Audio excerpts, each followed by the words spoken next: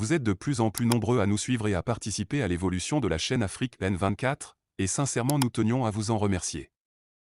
Nous lisons tous vos commentaires qui enrichissent le débat et vraiment nous vous demandons de nous soutenir, en aimant les vidéos pour une large diffusion, et pour continuer à avoir une ligne éditoriale indépendante, et vous proposer de nouvelles émissions toujours de plus en plus enrichissantes. Ne restons pas passifs, soyons actifs. Merci et à bientôt. Bonjour l'Afrique et bonjour les Linksionautes.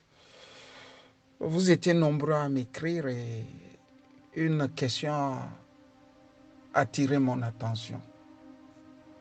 C'est celle qui me demandait pourquoi Faure ne subit pas, lui, des problèmes de coup d'État comme dans les autres pays que sont le Niger, le Mali, le Burkina, bien que le Togo aussi a les mêmes problèmes que ces pays. Cher ami, pour être franc, je ne saurais vous répondre. Pourquoi le Togo ne connaît pas des mouvements d'humeur des militaires comme dans les autres pays? Je saurais vous le répondre. Par contre, ce que je sais est que Faure a bien vu ce que c'est que diriger un pays. Il est resté tout à côté de son père. Donc, il a un avantage que tous les autres de la sous-région. Qu'il s'appelle Alassane Ouattara, qu'il s'appelle Roch Kaboré, qu'il s'appelle même Blaise Compaoré, et qu'il s'appelle, comment vous les appelez encore, Ibeka. Faure a une avance que les autres n'ont pas. Il est resté tout à côté de son père et il sait qui mettre ou qui éliminer et quand l'éliminer. Et quand il finit de faire ça, il a la capacité d'anticipation terrible. Il s'est anticipé. Et j'ai toujours dit qu'en 2005, Jean-Pierre Fabre avait été le premier Togolais à le remarquer. Il a dit, Faure Gnassingbé va faire plus de mal que son père. Et il donne un argument. Il dit, lui, il est plus intelligent. Et ça s'est révélé vrai. Il est plus intelligent que son père. Vous vous rappelez, dans les années 90, 91, 92, 93, 94, jusqu'à 2005.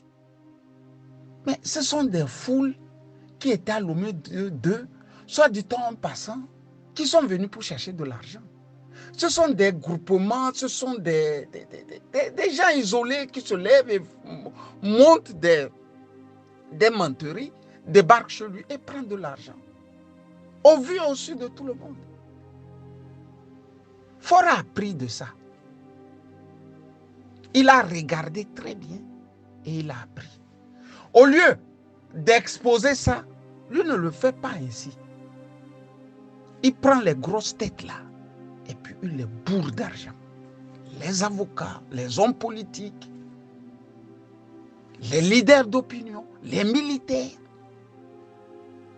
les diplomates, les présidents des pays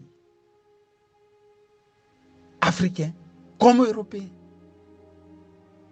C'est de ça qu'il s'agit. Le garçon a bien appris sa leçon. Maintenant, cumulé à son sadisme, sinon à son cynisme, on a ce que nous avons. Une terreur terrible. Quand le papa était au pouvoir, il y avait une petite couche moyenne au Togo. La petite couche qui consommait, et ça existait. Tu pouvais voir un censeur, un médecin, un proviseur de lycée avoir le minimum. il pouvait s'acheter un terrain. Commencer par construire une petite maison. Il y avait une petite couche moyenne qui consommait. Donc, qu'est-ce que Ford va faire? Quand il arrive, il détruit la couche moyenne. Et c'est l'inexistence de cette couche moyenne qui fait qu'au Togo, personne ne lève le petit doigt. J'ai eu à le dire. Tu dis ce que tu vas dire à un petit blanc une ou deux fois. Tu dis au Togolais ou bien à l'Africain 1000 fois. Il ne le met pas dans la tête. Ce ne sont pas les pauvres qui font la révolution. C'est la couche moyenne qui fait la révolution. Et en faisant la révolution, elle tire maintenant la couche pauvre. Nous n'avons pas la couche moyenne. Nous ne l'avons plus. Donc, soit tu es riche, immensement riche, soit tu es immensement pauvre. C'est pour ça, on dit qu'il n'y a pas le carburant. Ils disent, ah oh, ah oh, ah oh, ah oh, ah oh. Ils attendent. On dit qu'on a ajouté le prix du ciment. Mais ils ne le mettent même pas dans la tête. Ils ne se posent même plus la question, oh, si on ajoute le prix du ciment jusqu'à 86 000,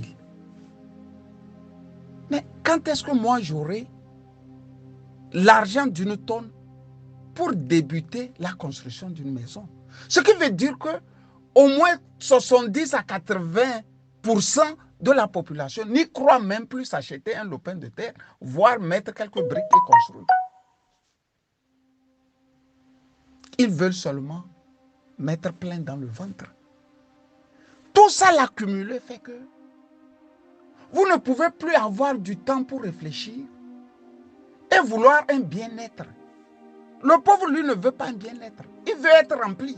Il veut que son ventre, là, le matin, qu'il ait quelque chose à mettre dans son ventre. Donc, entre la course à mettre quelque chose dans son ventre et une qualité de vie, il y a un fossé abyssal. Il nous a eu. Et nous les méritons. Faure Gnassingbé nous a eu. Et nous méritons, et lui et son équipe dirigeante. C'est de ça qu'il s'agit. Dans cet univers, dans cet imaginaire, il n'y a plus de place à la révolte. Il n'y a plus de place à la révolte. Ce que vous avez vu dans les années 90, c'était des sautes, c'est pas d'humeur, je peux même dire, d'une population qui a été gérée pendant 30 ans sous une dictature. Donc, bon, on a dit démocratie, on ne savait pas ce que c'est. Moi, j'avais 20 ans. On pensait que, bon, démocratie veut dire, bon, mettre tout sens dessous, et puis, bon, déposer Jésus-Christ Olympio, qu'on nous décrivait comme il était le plus riche des riches du Togo. Et quand il viendra au Togo, c'est pour construire des usines à ne point finir. Nous pensions, dans les années 90, que le pôle Ninévi, c'était quelque chose de si grand. On nous bassinait dans les oreilles qu'il faisait des recherches sur l'énergie solaire. C'est ce qu'on nous racontait. Quand tu vois Jovi Gali, bon, tu veux être avocat. Quand tu vois Kofi Gobon, tu as un tranchant, un visage de boxeur, en même temps intelligent, intellectuel. Mais à la fin, tout s'est révélé être c'est pas des erreurs sur personne. Il n'y avait rien là-bas. Ils étaient comme nous. On a été obnubilés. Cher ami, si nous n'avons pas ça, c'est qu'on n'a pas cette culture d'habitude. Ce que nous appelons révolution, au fait, ce n'est pas une révolution. Ce n'est pas ça la révolution. 2017, ce n'était pas une révolution. On ne fait pas une révolution en la calquant sur une personne. On calque une révolution sur une idéologie.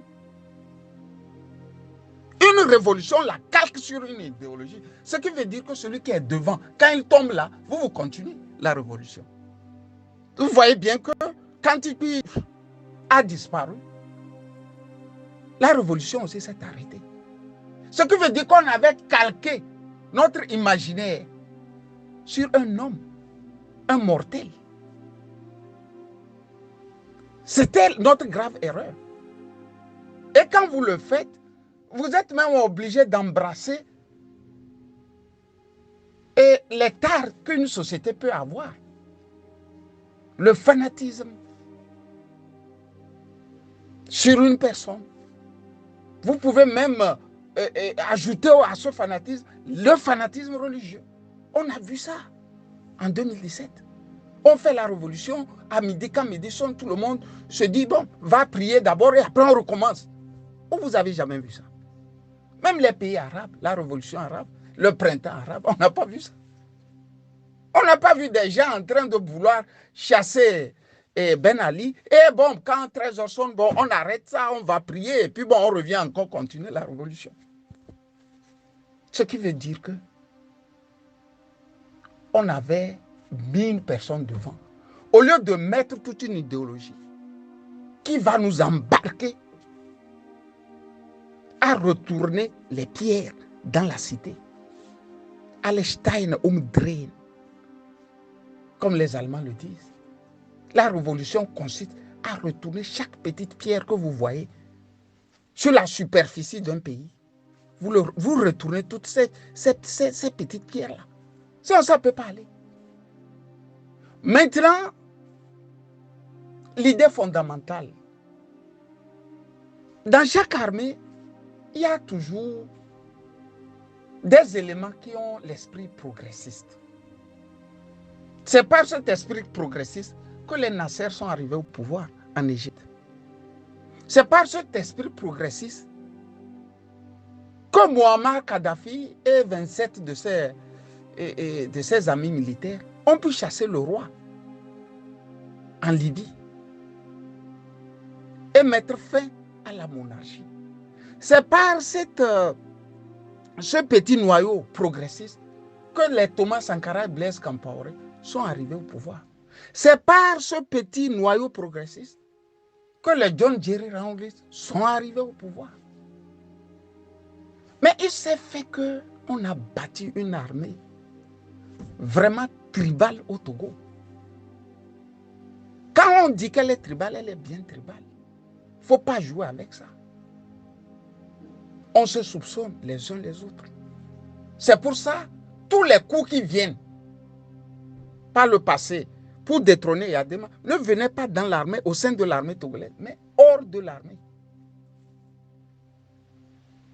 C'est de ça qu'il s'agit. C'est de ça qu'il s'agit. Dans le cas bien précis, pour détrôner fort, il faut être vraiment minutieux dans tout ce qu'on fait. Et ne pas toujours se dire qu'il a tellement des services secrets. On se base d'habitude sur ce machin-là de, comment vous dites, Pegasus. Je connais des amis, même quand tu l'appelles maintenant, non, il ne faut pas parler, Pegasus est là. Ah non, j'ai peur, je ne veux pas de problème, je veux reprendre mon avion et repartir. Mais Pegasus est là, il est là et partout. Mais Pegasus ne veut pas dire fuir à ses responsabilités d'homme et surtout de militaire. C'est ça. Quand les gens ne veulent pas faire le travail, ils disent qu'il y a Pegasus. C'est ça. Il ne faut pas se leurrer. Si on ne fait rien, il ne va pas partir. Si c'est la population qui doit sortir le chasser, elle ne sortira pas. Parce qu'il n'y a plus quelqu'un pour diriger, canaliser cette population. On n'a pas cette culture. On voit dans le Sahel les gens se lever et dire non. Mais d'abord la nature, la poussière et tout, le climat qui est vraiment inamical, ça forme l'homme. Ça forme l'homme. J'écoutais l'ex-premier ministre ou bien président de l'Assemblée du Niger, Ama Amadou, je crois, qui disait que c'est quand même tu dis au Sahélien qu'il va voir, qu'il t'attend de pied ferme. Mais nous, on a tout. Sur la côte, là, on a tout. Tu jettes un grain de maïs sur un tas de c'est pas, ça pousse. Il n'y a pas de problème. Il suffit qu'il pleuve. Tu vois le maïs commencer. Pas pousser. Mais eux n'ont pas ça. Donc, ils apprennent à être aguerris. Nous, on n'est pas aguerris. Donc, si on n'est pas aguerris, il nous revient maintenant d'avoir de l'imagination, d'être sérieusement sérieux, si vous voulez que je dise ça encore. Vous voyez? Quand j'ai dit ça, j'ai voulu vous souhaiter bonne journée à tous et à toutes. Likez la vidéo si ce n'est pas déjà fait. Laissez aussi votre point de vue en commentaire. Abonnez-vous et cliquez aussi sur la petite cloche de notification pour ne rien rater de nos prochaines vidéos.